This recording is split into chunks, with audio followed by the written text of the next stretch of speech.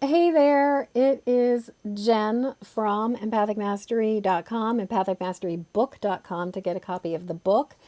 And I just wanted to jump on for a few minutes to answer some questions from yesterday's Wisdom Wednesday. So one question came in from our group. It's in some ways it's the perpetual question that we are always asking as highly sensitive empathic people. The question is, how do I know if pain or anxiety is really mine, or if I'm picking up on someone else's energy?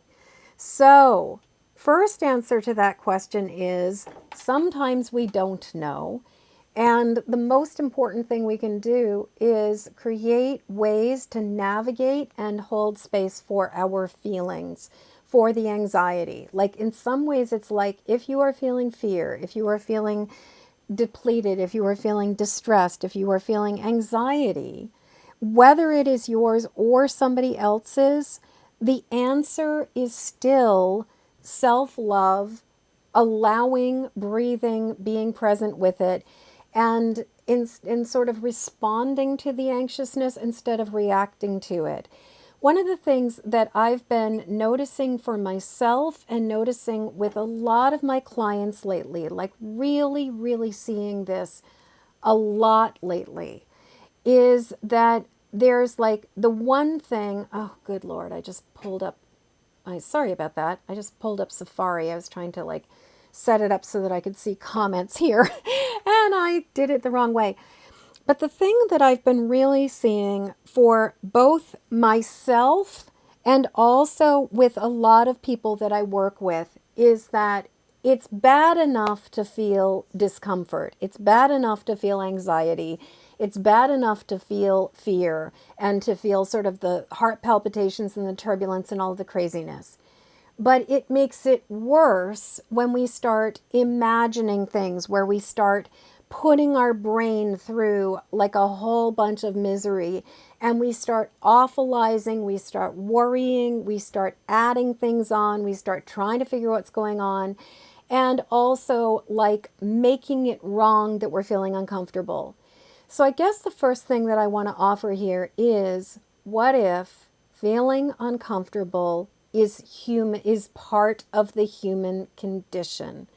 What if in the same way that weather changes in the sky, in the climate, like things are that we don't have just nonstop unless you live in Hawaii, and even in Hawaii you still get, rainstorms and different kinds of things, but unless you live in like a really, really bland temperate climate, we have seasons. We have winter, we have spring, we have summer, we have fall, we have rainy days, we have stormy days, we have hot days, we have cold days. And the same is true with human emotions. And emotions tend to flow at the same, with the same sort of consistency as weather. And the thing is that as human beings, so often we basically get bunched up and snagged up around the feelings because we are resisting them. Instead of just being like, yep, there's a wave coming. I'm just going to like let the wave move through me. I'm just going to like bob in the surf and just let it move through me. So often it's our tensing up, it's our anticipation, it's our interpretation of the emotion that makes it even harder.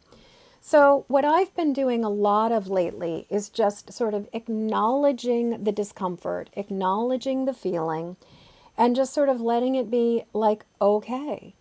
Sort of, even though I'm feeling this discomfort, even though I'm feeling this distress, even though I'm feeling the turbulence from the world around me, I choose to love myself through this. I choose to breathe through this. I choose to let it be okay. I recognize that I've been through intense things before and I'll be through intense things again, and I'm okay. That it's all right. Because I think that that is such a huge part of what gets us bogged down. The other thing that I've noticed that happens for a lot of us, especially as highly sensitive empathic people, is that when, as highly sensitive empathic people, we frequently pick up on emotions other people do not want to be feeling, that we pick up on their resistance to their feeling, and we experience or feel the stuff that they're trying to suppress or keep underneath the surface. And so part of it is that not only are we feeling their discomfort, we are feeling their resistance to the emotion, and we experience it as our own discomfort and our own resistance to the discomfort and to the emotion. And so, like, I really think, and what I have found in the work that I do, is that if we can simply, and I simply is a big word here, but if we can hold the space for the feeling, just let it be okay that we're having a feeling, that we're sad, that we're angry, that we're despairing, that we're fearful, that we are picking up on the surges and the intensity that's going on in the world around us. Like, what if it could just be what it is? And it's sort of like if you've ever been around a little kid when they're going through something and they're having a really hard time. And that part of us that when we are around a little kid, it's like, do we engage with their distress and make it worse by sort of like getting caught into the drama? Or do we just kind of like hold them and are like, yep, you're having some feelings. Yep, this is really hard. Yep, it's going to be okay. Let's just focus on the next thing, the next thing, the next thing. So that's sort of, I'm talking more here about the strategy as opposed to the how do I know the difference. But what I tend to personally do when I'm feeling a feeling is that, and this is something if you look at and you read the chapter Recognize in the book Empathic Mastery, there is a lot, like I go through a lot of information about how do we recognize what's ours, what's not ours. And so I'm going to give you the Cliff Notes version of it today. So Cliff Notes version of it is that often it is not either or, it is both and.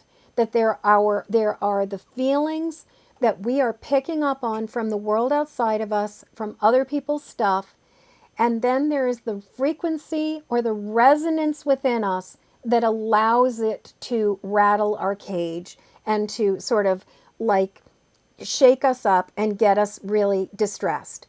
So most often we can feel something coming through that is coming from an outside source, but we react to it because we've got our own stuff. Because if you've ever had the experience of sensing something coming or seeing something going on for another person and having empathy for it, but not having an emotional charge or a memory or a trigger around it, there's a detachment that you can often have that allows you to have empathy without drowning in the experience. It is usually that there is something within us that resonates with the anxiousness, that resonates with the fear, that resonates with the worry, that resonates with the grief, that resonates with the despair, whatever it is, that is responding to it, and that's why it amplifies within us. So what I tend to do is I put my hands on my heart and I ask myself, like, I first off just identify, like, what am I actually feeling? Am I feeling anxiousness? Am I feeling uneasiness? Am I feeling a sense of like foreboding? Am I feeling grief? Like, what am I feeling?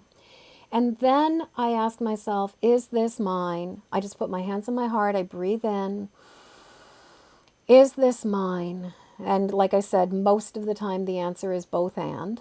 Yes, and. And then I ask the question, what's mine? What's not mine?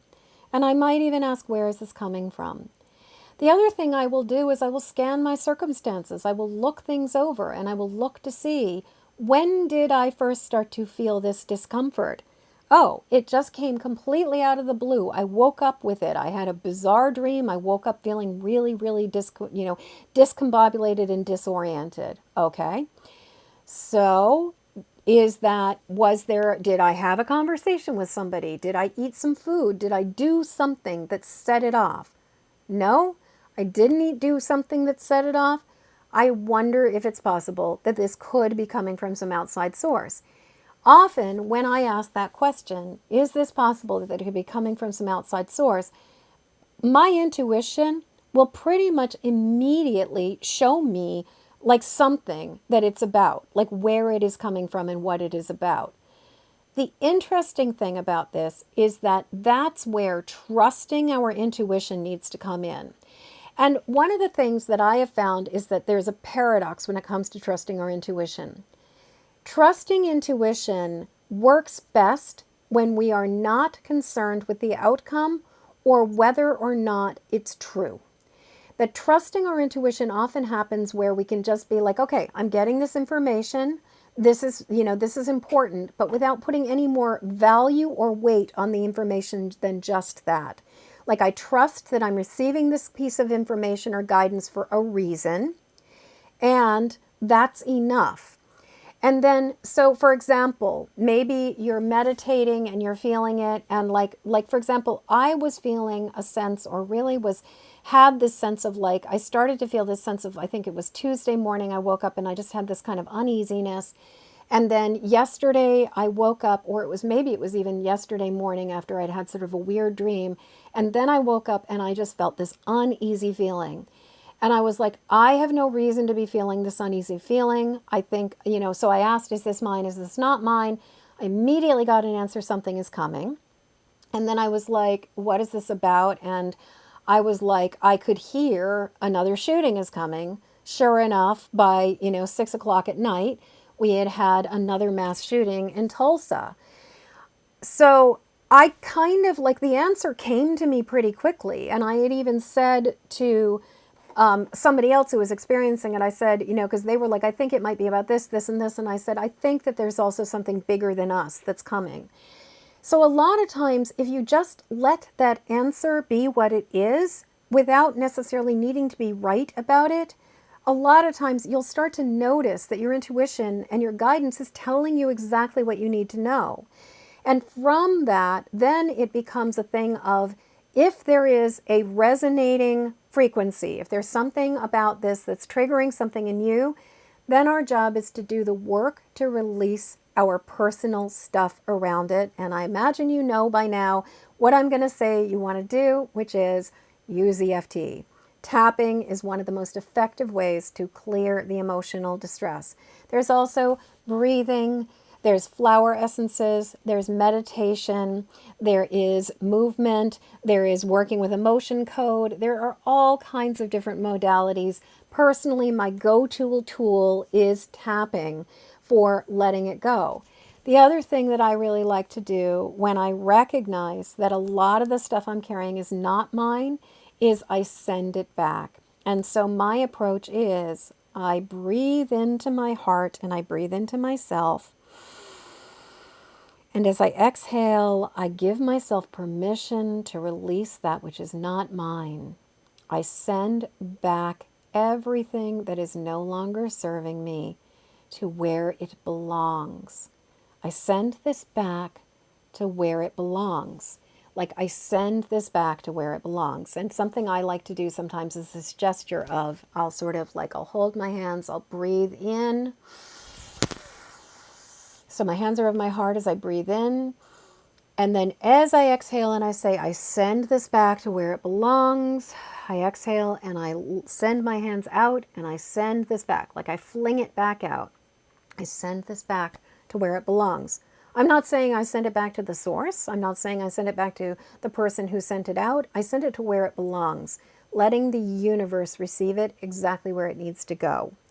So that is the answer to the Wisdom Wednesday question for today. I hope that has been helpful. If you could give me some thumbs up, if I'm making sense. Also, if you have any questions regarding that, please, throw in your question. And then I will also say that somebody had posted a question, not here in this group, but over on my Facebook page. And it was a really interesting question because it was not a Wisdom Wednesday question. They asked basically a question of, how will my health, what's going to happen with my health? And I realized that one of the things that is really interesting is the difference between predictive fortune telling, which from my standpoint is kind of like, you give a man a fish and he'll have a meal for a day. You teach a man to fish and they'll have the answers for the rest of their, or they'll be fed for the rest of their life. That when it comes to the difference between a psychic reading or a fortune telling experience versus learning how to develop your own empathic mastery and develop your intuitive wisdom, that the difference is, you ask me a question and you want a prediction, I can give you a prediction, but I'm not going to give you the support to find your own truth. Wisdom Wednesday and the work of this empathic mastery is about you getting your answers, finding the truth of your answers. So what I was saying yesterday in this post, or in the Facebook Live I recorded yesterday, was I'm much more likely to ask you questions that will help you to find the answers than I am to tell you something predictive.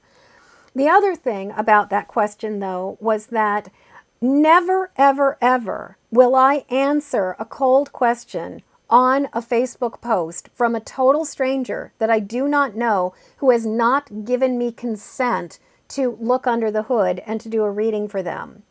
That I feel very strongly about the fact that when it comes to using our psychic gifts and abilities, once we learn not to be looking under the hood, opening every single bathroom door, opening up the closets and opening up the bedroom doors, and basically pinging people and reading people, once we learn not to do that, one of our responsibilities as responsible empaths, as people who are choosing to act instead of react and be responsible instead of reactive, is that there is, in my set of rules, and this is the final chapter of the book, ACT, which is that without consent, without permission, I do not look under the hood.